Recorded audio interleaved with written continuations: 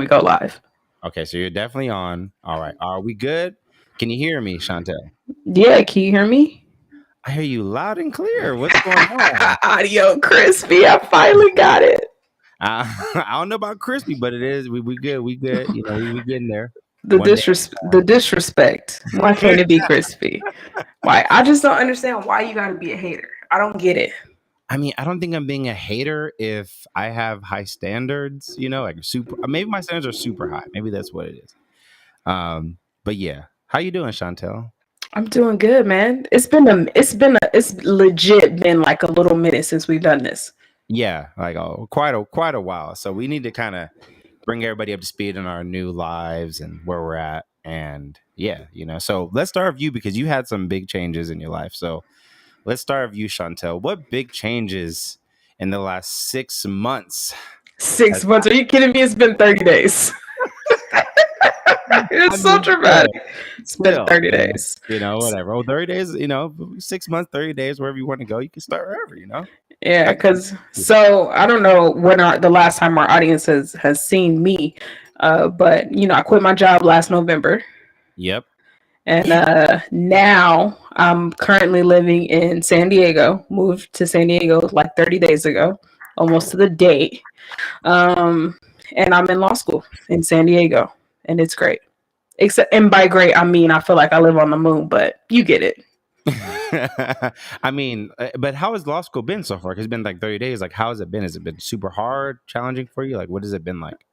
It's been different. It hasn't been super hard or challenging. It's been different. And the reason why I say that is because like I've never been in school without working full time.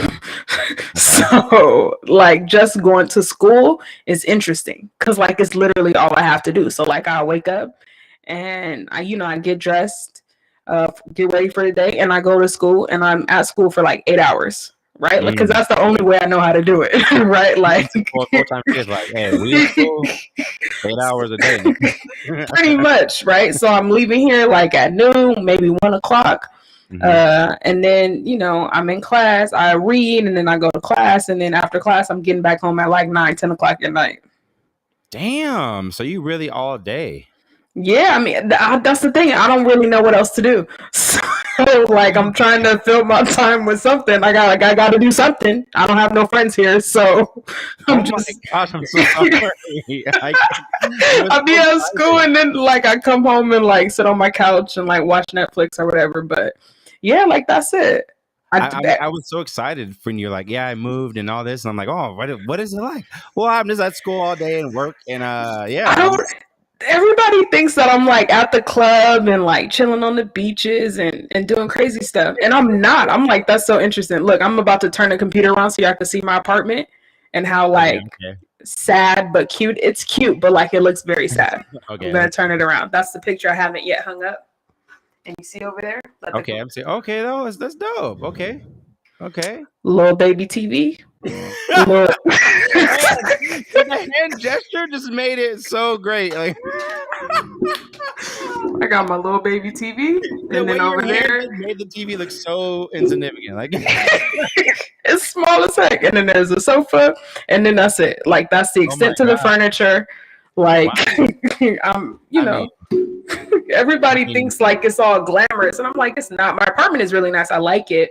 I mean, it's cool, but yeah, I get you. I'm not living large by any means. How close are you to the beach? Like, how far is the closest beach from you? I feel like I'm 10 minutes away from everything. Oh shit! Okay. I mean, I love San Diego. I like going. Not even 10 minutes, like 8. I'm 8 minutes from downtown and like Gaslamp and Petco. Oh. And then I'm like 8 minutes from La Jolla. I'm in Mission Valley. And then I'm like 10 minutes from La Jolla, which is supposed to be like the rich area where the beach is. And then Mission Beach, Coronado, like it's all right here. So how have you adjusted from living in desert town to like living in a beach city? How has it been for you? Okay, so this is going to sound really, really minute, but this is the thing I'm most excited about. When I lived in the Antelope Valley, I had super bad like allergies and sinus problems, right? My sinuses were trash. I can't hear you.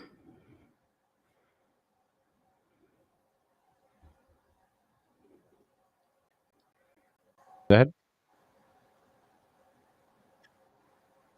Oh, I still can't hear you. You can't hear me? Can you hear me? Not at all. No, let me see. I can hear me. Say something. Say something. Here, I got an idea. Let me do this. Broke it. How about that? Yeah. Is that better? Yeah, much. Okay, I continue. So you said, what's my new, you said? So like I had super bad allergies living in the Antelope Valley and sinuses. Sinus problem. My sinuses were trash. I was always getting like sinus headaches and being congested. Like the minute I moved out here, nothing. All that shit is gone. I'm not congested no more. Like I think the air is just wetter and better.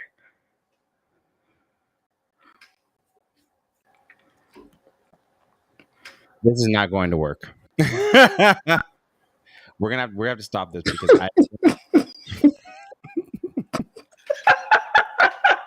over here is like, I'm such an asshole. Wait. I'm sorry. My bad. I don't know if it's my internet I still can't hear you, bro. Every time you do that, your audio goes out. Oh, you know why? Oh, can you hear me now? Nothing? Nope. You gotta do sign language. Like you gotta sign. Like nope. Good or bad? Nope. Can't hear you. It's hard now. Oh, what about now? Yes, I can hear you now. Okay, so what's happening is for some reason I keep getting like internet connection going out, but I think I know how to fix it really quick. But let's continue. If it happens again, we're gonna switch and go to Zoom, and then we'll go and continue that way. Okay. Okay. Cool.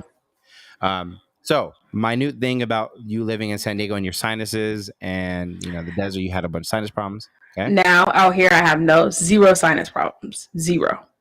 Really? Zero. I haven't taken an allergy pill or like a Sudafed since I moved out here. Really? Yeah, I don't know if I think the desert heat is just not good for my makeup, but I don't know. I never noticed. I have a buddy, my neighbor. His name is Al. He's an old dude, and he always said he had sinus problems too. And he said the reason why, because he was in the war and stuff, like at Vietnam. Mm-hmm. And he said like something happened with his nose and he can't smell anything. But he said the doctor said because you're living in the high desert, mm-hmm. it does something to affect his nose and his sinuses. And he said in order for him to get his smell back, he has to live in like a humid and rich environment that has a lot of moisture around. So, San Diego is perfect for you, bro. Come out here. But yeah, I don't think he can afford that one yet. That's the reason why I have Nigga, okay. San Diego is expensive as fuck. Like, excuse my language. Like, I don't cuss as much as I used to, but like, I had to use the F word because there's no other way to explain how expensive this city is. It's ridiculous. I visit there and I'm like, shit, I'm not coming back for at least another 9 months. I can't afford it. Like 9 months to a year. Like I went to San Diego earlier this year, but it's expensive. And now because of inflation and COVID, it's even worse. So, I'm sorry. How is the gas prices out there? How is the gas prices out there? Makes you want to not drive and get a bicycle and ride everywhere because even when you make a good amount of money, mm-hmm. it's never fun when you have to spend like $120 to $130 on gas. So here's 1 week. So here's a good thing, like in a way that my life has fundamentally changed. I don't drive anymore. I take the trolley everywhere. Everything's close to you. Not really, because I still I live in Mission Valley, which is kind of like a suburby area, and then my school is like downtown San Diego. Okay. So I can just take the trolley. There's a trolley station, like a 5-minute walk, and then it's like another trolley station, 5-minute walk from the school. So I take the trolley every day.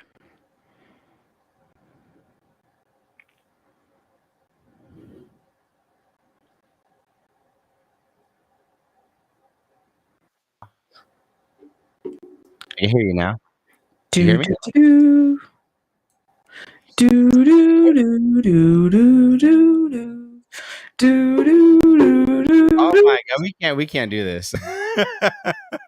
I'm not having internet connection issues. As much money as I pay for internet, that shit better not go out. Well, I have a very unique situation, and I can't go into details on the podcast because I can't go into details on the podcast. You doing some illegal? Where are you getting? Where do you stealing somebody's internet? No, I'm not stealing anyone's internet. It's just a complicated scenario that I can't fully divulge in online. You But offline, stealing. I'm not. I promise. I You mean, stealing. no, I'm paying for it. Look, if I try to explain it without explaining it, it won't make sense. Are you paying a company for it? Or are you paying a person? I am paying a company for internet. All right. It's just not the. It's just not. Anyways, it is what it is. It sounds sketchy as fuck to me. It ain't. I mean, well, whatever. Super sketchy. Whatever. By the way, all right. So Loyola, you're in the more prestige suburban area in San Diego, and are you adjusting well to it from being out here? Is it different? How are the people compared to where you used to live at? It's a lot of white people. It's a lot of white people. It's a lot of white people. Wow, this is perfect for you, Chantal. This is perfect.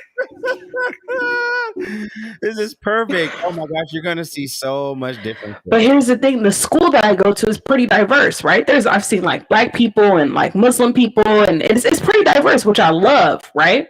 Okay. But like where I am in Mission Valley, oh my, it's a gang of white people.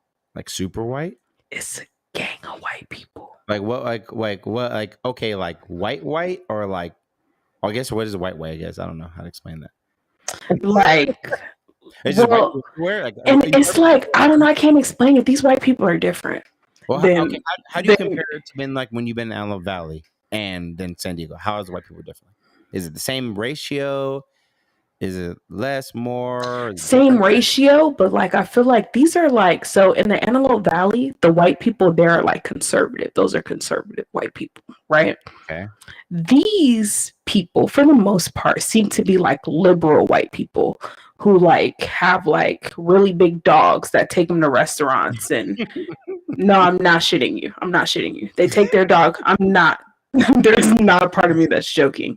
They take their dogs to like their restaurants, and they'll pay like $2,000, $2,500 for a studio apartment and live with a 200-pound.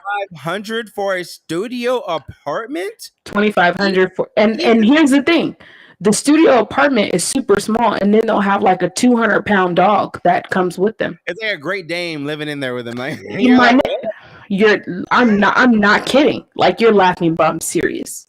I'm very serious. That's so strange to me because I'm not gonna share my bike. I'm not gonna share my small space with a giant beast that you have to like feed and stuff. So listen, they're dogs. They got big ass shit. Think about it. They're big dumps. You know what I mean? I'm not about to nah. So their dogs go to brunch with them. Their dogs go on the trolley with them. Their dogs are everywhere. The white people and their dogs.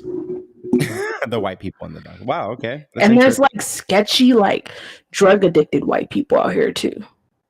Okay. And it's a gang of homeless people. That's another thing. It's a gang of homeless people like cluttering the streets. Like, you know how in LA, like there's like Skid Row and there's like certain places where there's a gang of homeless people. Downtown San Diego, it's pretty much like the homeless people have taken over all of the sidewalks.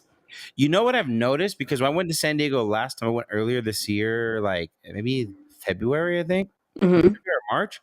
I went with my wife and with Michaela, and we both noticed that there was way more homeless people than we ever saw before in general. Like, we went to San Francisco, it was the same thing. And I noticed that there's like the homeless encampment has spread beyond just the downtown, and it's getting like farther and more detailed. Like there's a lot more homeless all throughout. And they're everywhere.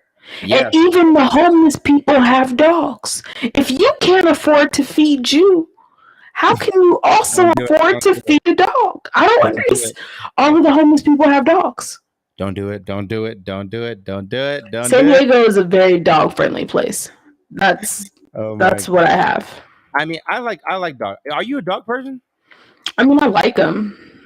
I mean, I eventually would like to have a dog, like when I have a house, but... Have you been attached to a dog where, like, my dog is, like, a part of the family member? Like, if my dog died, I would grieve like it's like a sibling or a kid, like, have you ever gotten attachment like that for an animal? I mean, like, my little brother's dog, Coco, the little Chihuahua, I like her. I love Coco. I told Coco's your cool mom people. and your brother, I was like, look, whenever you guys need a dog sitter, If you guys want to even give him for adoption, or I'll be the godfather of that dog.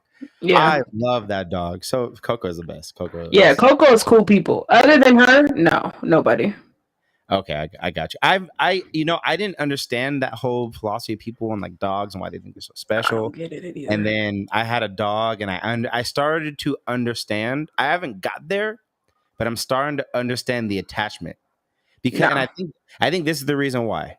When you have a dog that's yours, and you realize no matter how terrible or shady or nasty or ugly or poor or you haven't had all good days for a while, and your dog just unconditionally just loves you, you're like, man, I fuck with you. You know what I mean? Like, you don't even care how I look. You don't care how my breath stinks. You don't care if I took a shit. You just happy to see me. It's like, damn, like, you just be like, damn, like, respect.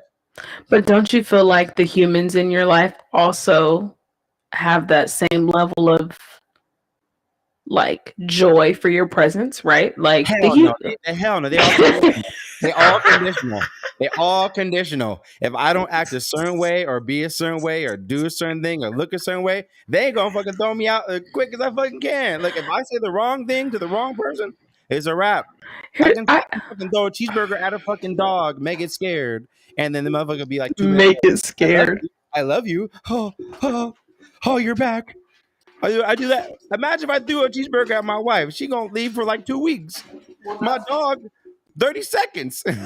Well, throwing a cheeseburger at your wife is inappropriate. So there's that whole. It's definitely inappropriate, but still, the point is, like, the dog has unconditional love. Like, it's gonna accept you at your worst and your best all the time. You know, I guess. so. But it is what it is. Hold on. I need to plug my computer in. 30 seconds. 30 seconds. So I'll talk to you guys, the viewers out there. So we've been wanting to do this. Choose happy. Oh, that's a cool shirt. Choose happy. I definitely am a choose happy person. Yes, choose happy. You know why? Because people choose negatively all the time. Honestly, it's kind of played out in my opinion. It's very easy to choose depressed. It's very easy to choose unhappy. It's very easy to choose angry. It's very easy. It's not. It's easy because it doesn't require anything, right? Like, look out the window, you'll get pissed off. Right. You see a dog shit in your yard, and you're like, I don't like that. So that's what I'm saying. Like, to experience and kind of feel how you feel doesn't really require anything from you, right? Yeah. But that's true. Okay, I respect. Choosing happy is like a choice, right? Like, you have to be intentional about making a decision like that.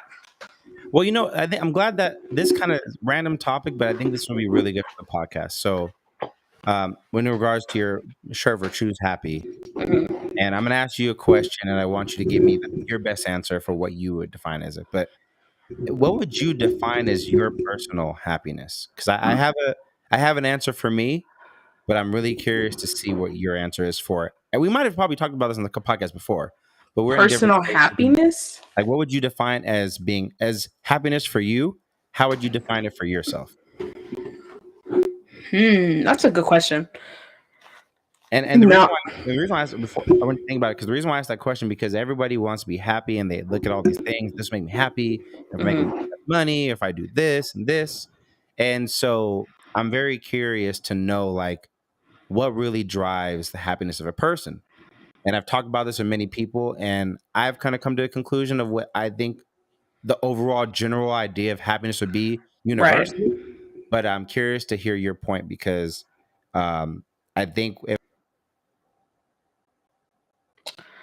that internet, you're going to have to go ahead and like stop getting illegal internet, because you just completely froze. So go ahead and y'all help Anthony out. Give him some legal internet recommendations so that this can stop happening to him, because it's unfortunate. But to answer the question, what does happiness look like for me?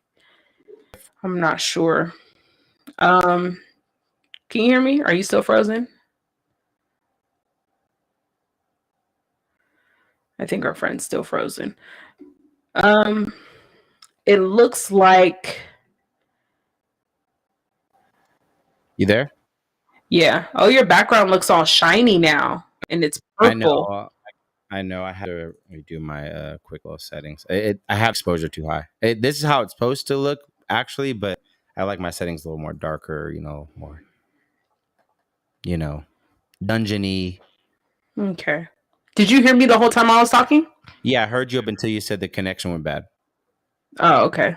Okay, so we can go I back. told the audience to go ahead and send you some internet recommendations because this is ghetto.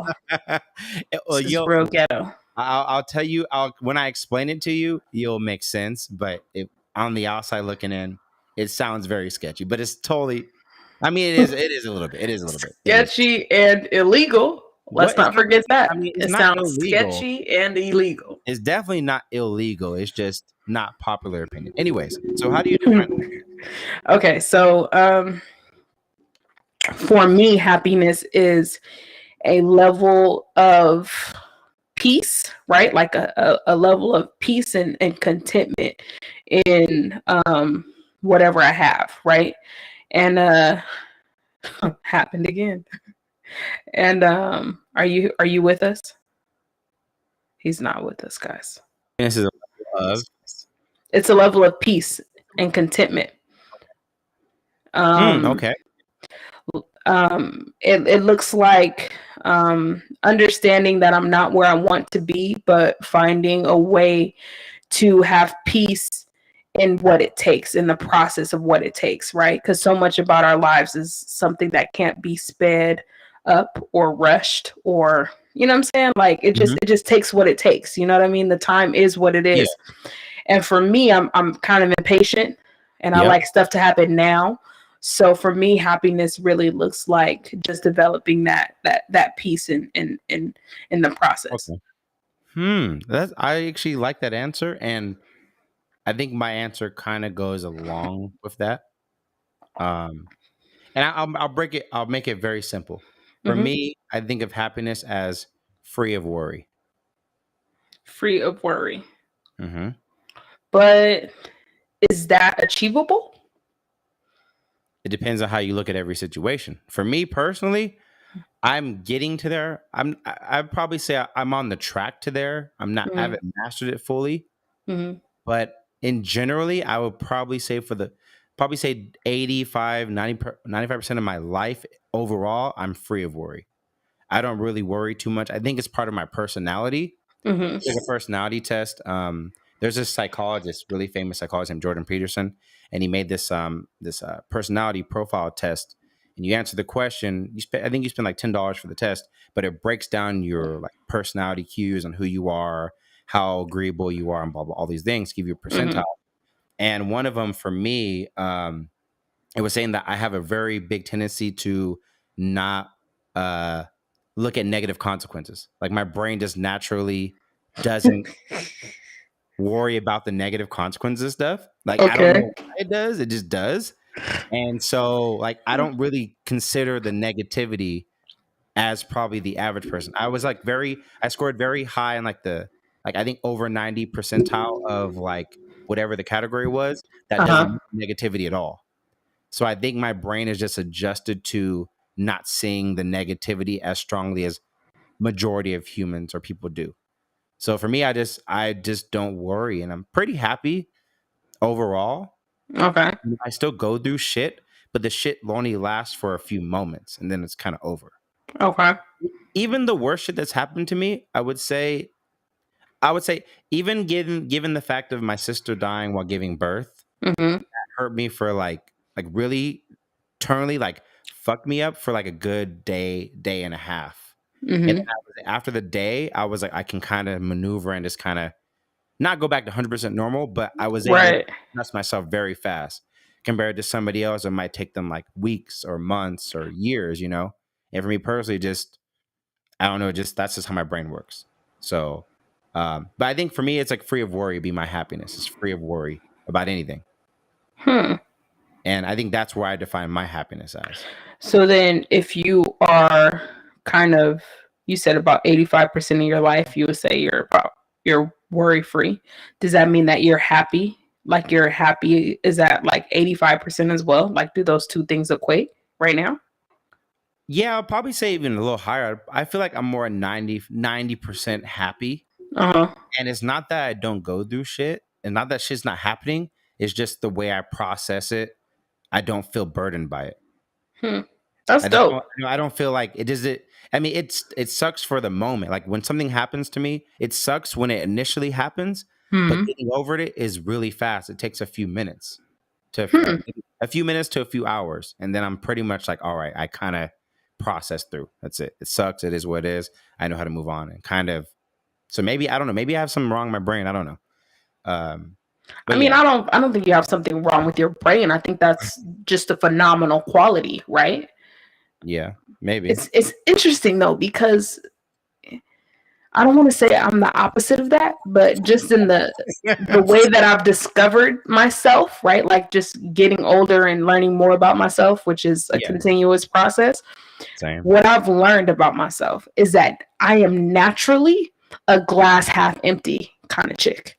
Like naturally, right? Like I'm naturally like a glass half empty. You know what I'm saying? Like, they're probably gonna screw naturally, right? They're probably gonna fail. Like, okay, I got that. But the people who would talk to me would say, like, I could see that, but you're also very like positive and you know what I'm saying? Like I have that dynamic, but the thing is like I have to work to get there because I'm not naturally there anyway. Does that make sense? So I have to put a lot of work in to get there and stay there. So if I'm naturally a glass half empty type of person and it takes me like intentional effort to not be there, right? When something happens, right? The minute something happens, I instantly go back to like, that makes sense. This some bullshit. I knew it. You know what I'm saying? Like, there it go. I didn't want to listen. The glass is, I knew the glass was half empty. You know what I'm saying? Like, so that's just, I don't know. Interesting. I'm glad you brought that particular point up because why? Okay, this is very interesting about that.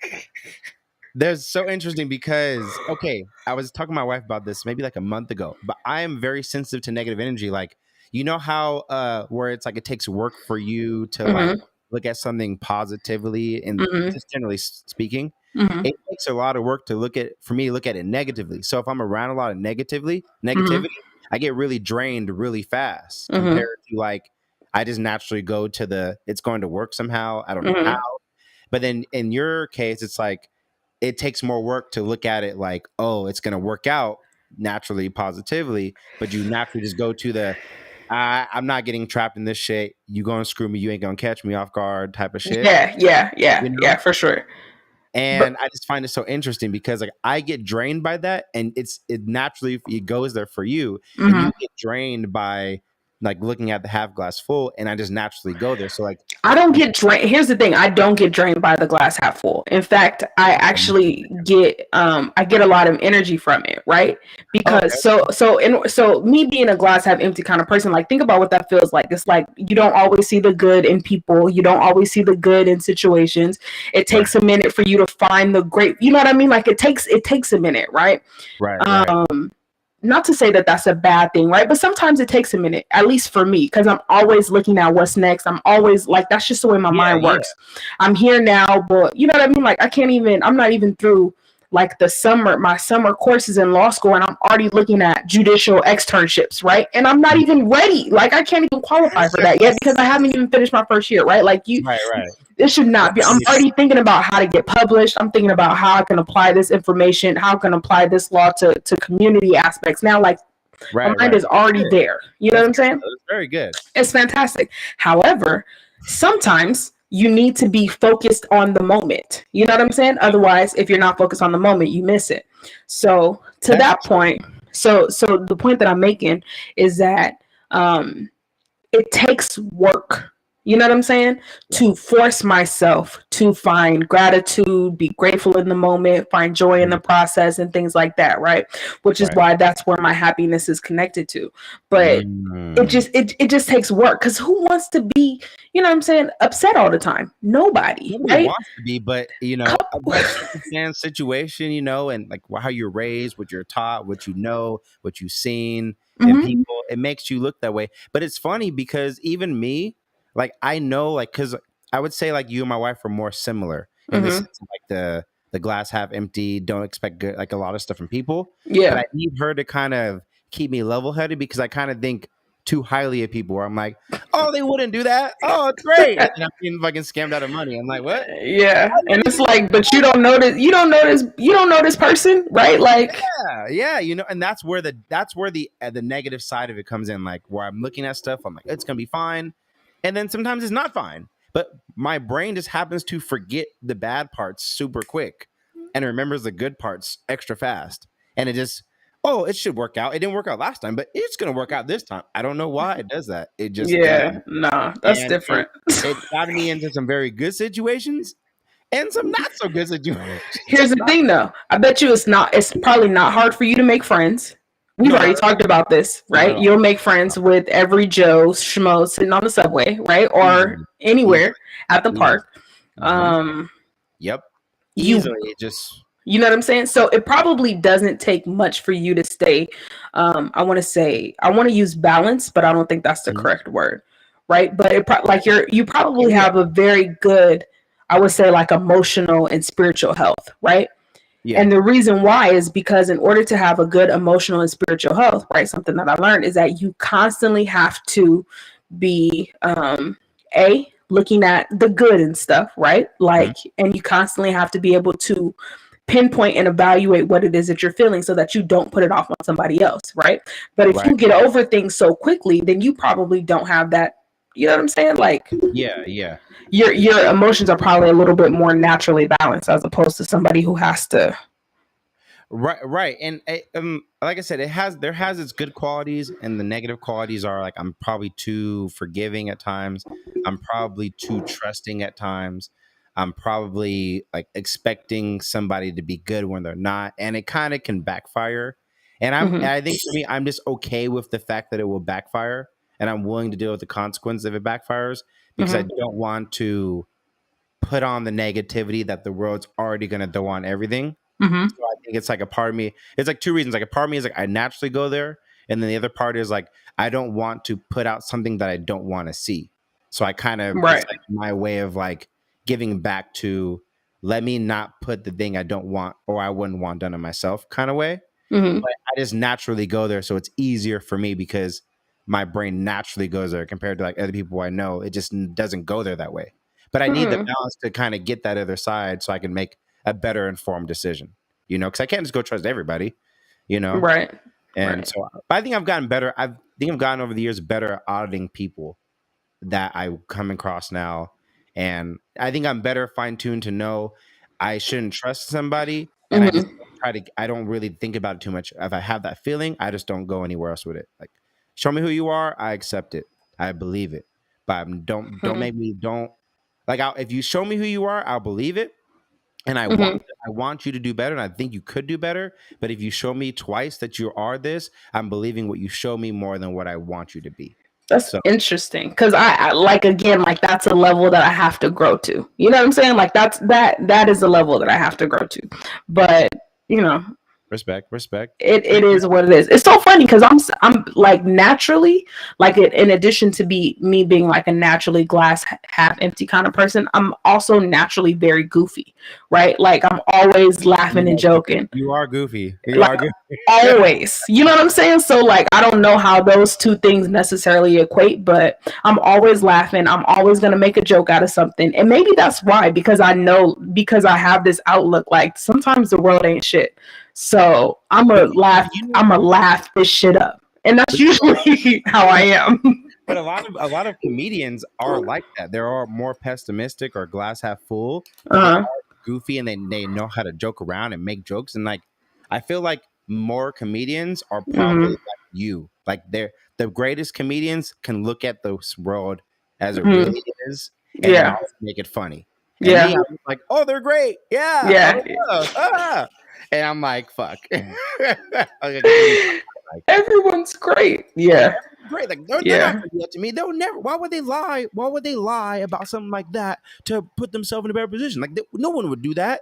And then, like 2 minutes later, Jesse Smollett's lying about some fucking crazy case online to get some notoriety over his shit. You know? or juicy. I should say juicy sommelier. Yeah, it's funny because like stuff like that doesn't surprise me. You know what I'm saying? Like when people like all of the salacious stuff that's in the news, like it literally does not move me one way or the other, right? Because I can't be like, not that I can't be, but like I can't go there, right? Because if I go there, then I will stay there, and that's not good for me. You know what I'm saying? Like having good spiritual and emotional and mental health, right? Like, yeah, I understand that. Is understanding like, nigga, I can't go there because I will stay there, and that's not good for nobody. So I can't, you know what I'm saying? Like, I can't even let my mind go down the crazy rabbit hole that is America. You know what I'm saying? Because I'll lose it. I respect your answer so much because it shows how much self-awareness that you actually have. Yes, because I like, oh my goodness, or like R. Kelly, or and it doesn't even have to be like super deep, but like R. Kelly, or just anything that's, you know, like people doing stuff. Mm-hmm. Every time somebody does stuff or like lives their life, or a celebrity has like a hot take about how they're living, and everybody jumps in and they're like, and I'm like, why do y'all care so much? You know what I'm saying? Like, it ain't your life. It ain't your life. You know what I mean? Like that shit gets on my nerves. Like it really, really does. And like, I can totally understand that. Because that's how I felt the same way about politics. I'm like, everyone hates this person, hates that person. Everyone's so mad. I'm like, I like, look, no matter what I do, what they're doing doesn't really change what I do on a day-to-day basis for the most part. Right.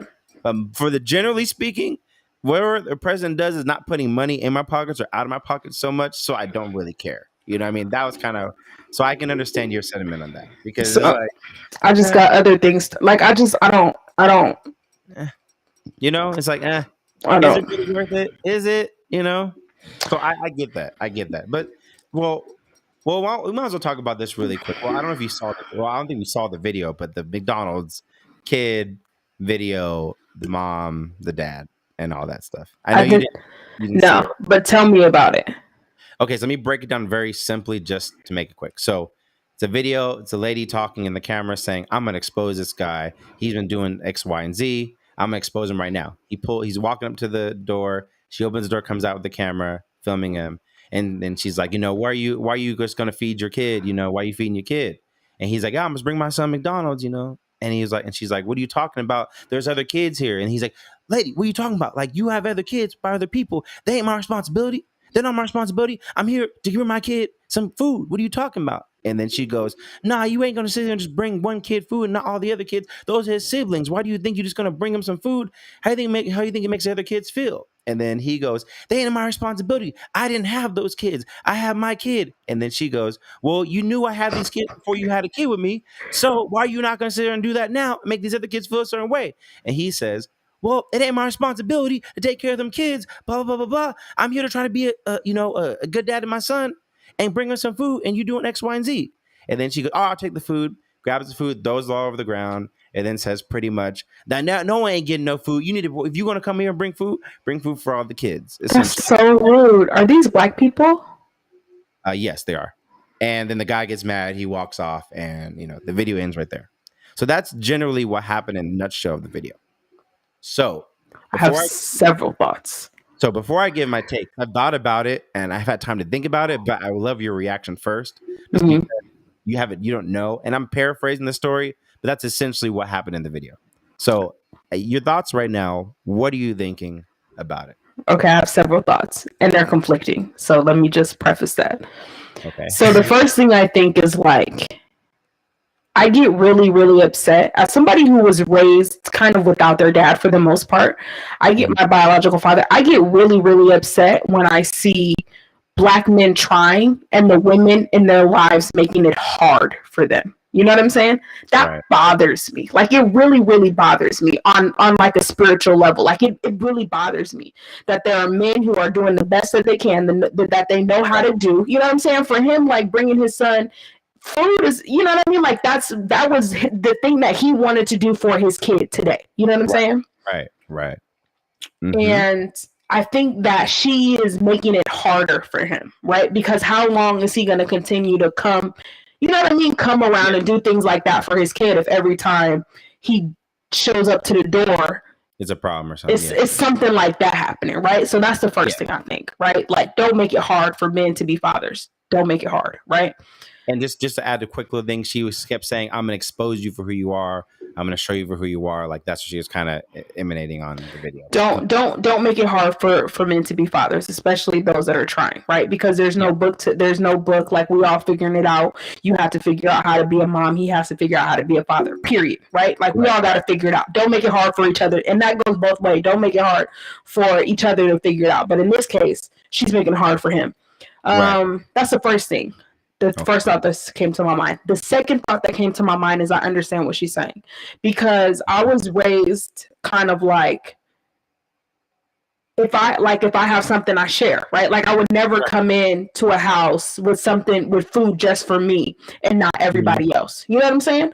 Like I have a little brother, right? So like if I had something, if I'm eating, he's eating. You know what I'm saying? Like if I'm going to buy food, I got it. You know what I'm saying? Not because he's my child or anything, but that's just what it is. And kids don't necessarily understand why it is that he has something that I don't have, right? So it probably does make the other kids feel bad.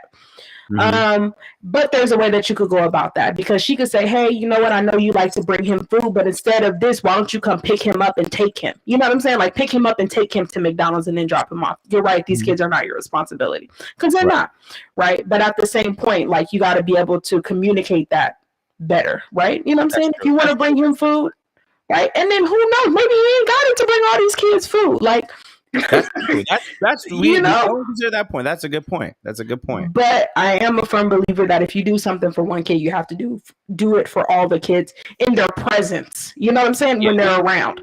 But you know what they don't know ain't gonna kill them. So if you pick up the kid, you know what I'm saying, and his dad takes him to go get McDonald's, and all of a sudden he come back, he don't want to eat nothing. They don't, you know what I mean? Like it is. Yeah, you know what I'm saying? Have a talk with the kid, like, hey, your dad is gonna take you, but when you come back in here, don't.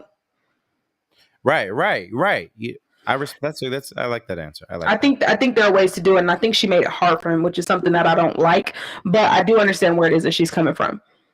Yeah, and I would say I would agree. And my take was it because I first saw it, I'm like, man, fuck that. This guy shouldn't be having to take care of somebody else's kids. When I first saw it, that's what I thought.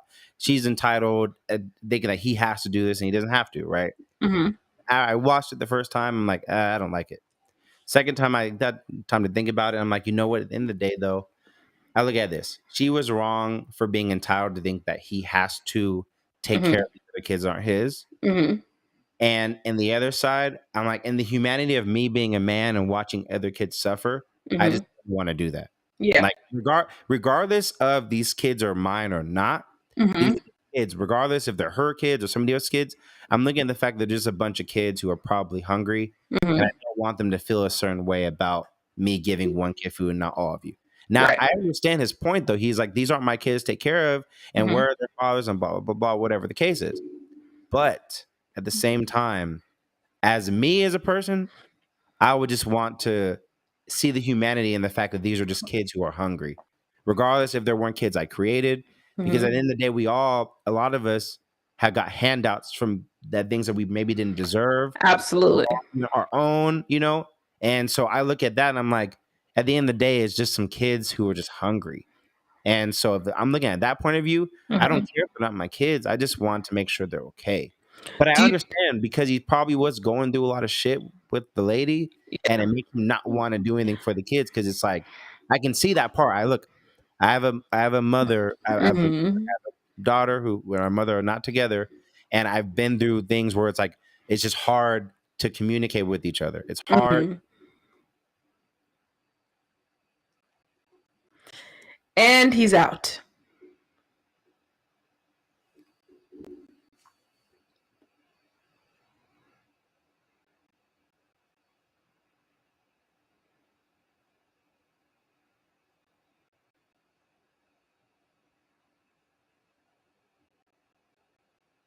To have it. Yeah, you're breaking up. But overall, I just feel like you can't make it hard. Like, why would somebody want to communicate with you about anything if that's like, if you come in with that energy to the door? You know what I'm saying? Like, you came with some foul energy to the door. Yeah, are you there? Yeah. I All was right. just saying, like, why would anybody want to talk to you when you came with foul energy to the door? Like, when you opened the door, your energy was foul. Oh yeah, 100%. And like I'm after watching the video, her goal was to expose him for being a certain way. Mm-hmm. So it was already the intention was there to make him look a certain way and be a certain way, you know. So the energy was already negative going in. And so I can see both sides. And I feel for the guy because I don't want to go there to do something for my kid and deal with a bunch of shit. But at the same time, the lady's also like, oh, look, I don't want my other kids to feel a certain way because you're just doing everything for this one kid. But at the same time, he doesn't have to do it. He does not. No. But at the same time, as a man and as seeing a bunch of kids, and for me, I'm not saying anybody else has to do that. Just for me, I look in the humanity of it's just some kids. Let me feed them. You know, I just want to. Yeah. It's just not in my nature to do that. I'm not saying that that's right or we should do. Mm-hmm. But for me as a person, I just don't want to see a bunch of kids suffer, regardless of mine or not. I was also adopted, and I just don't see like, just doing for mine. And there's other kids there. I just wouldn't want to do that. But Yeah. we'll see.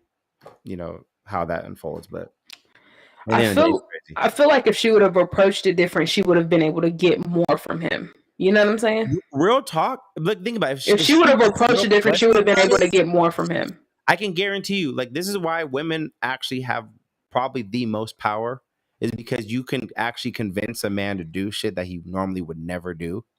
She approached it wrong. If she was can't be like, look, like, I really appreciate what you do for your kid and how you are so, you're so like thoughtful and you do so much. And I would love to have a role model like that for somebody else for all these. Right. You froze again.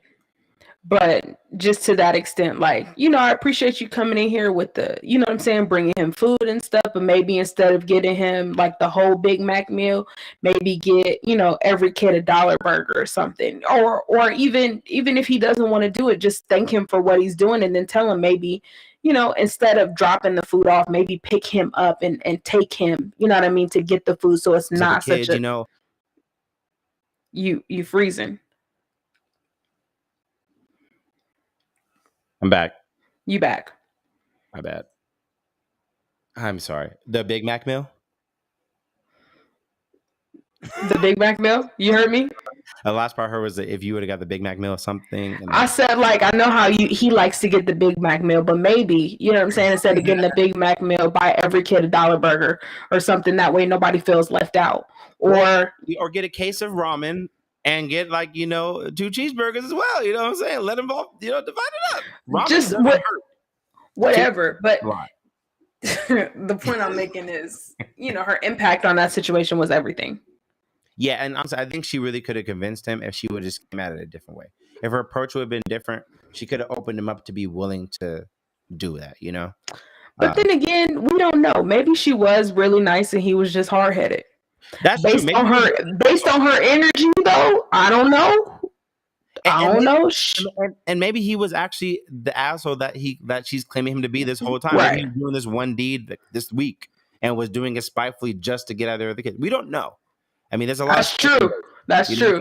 Because look, there are dudes. Petty is real. And he's frozen. But the petty in people is real. I'll say that. That's 100% fact. The petty in these streets is real.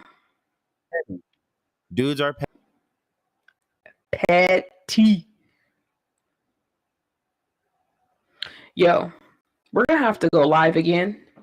And when we do, we're going to have to use maybe a different platform or something, because you're freezing. But like, the good news is when you're freezing, like, we're getting really great thumbnails, right? So whatever it is, like, when it freezes, we're getting like great images or like captions, captured pictures of you. So it's freezing at a good time. You're not out here looking crazy frozen. So that's the good news. The bad news is your illegal internet sucks. That's the bad news.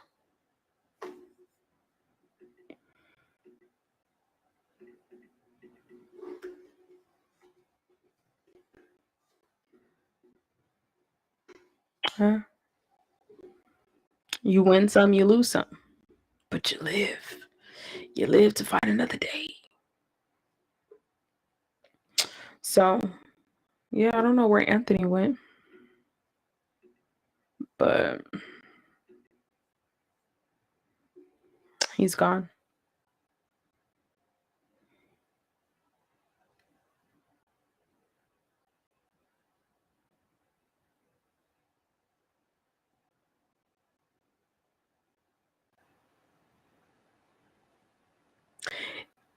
I can't. I'm gonna go crazy if this keeps happening. I'm already my armpits are probably sweating already. I'm very You're super like pixelated. Let's go ahead and end this stream, and then yeah, I'm gonna get a better connection, do some shit to make this work better. But and then maybe go live on another occasion, or because I think is this already on YouTube?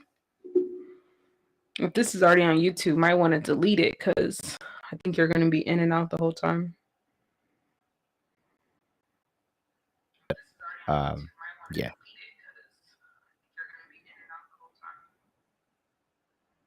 Yeah.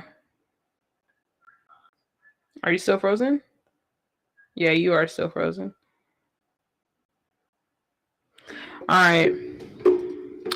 I'm going to click out of this if I can.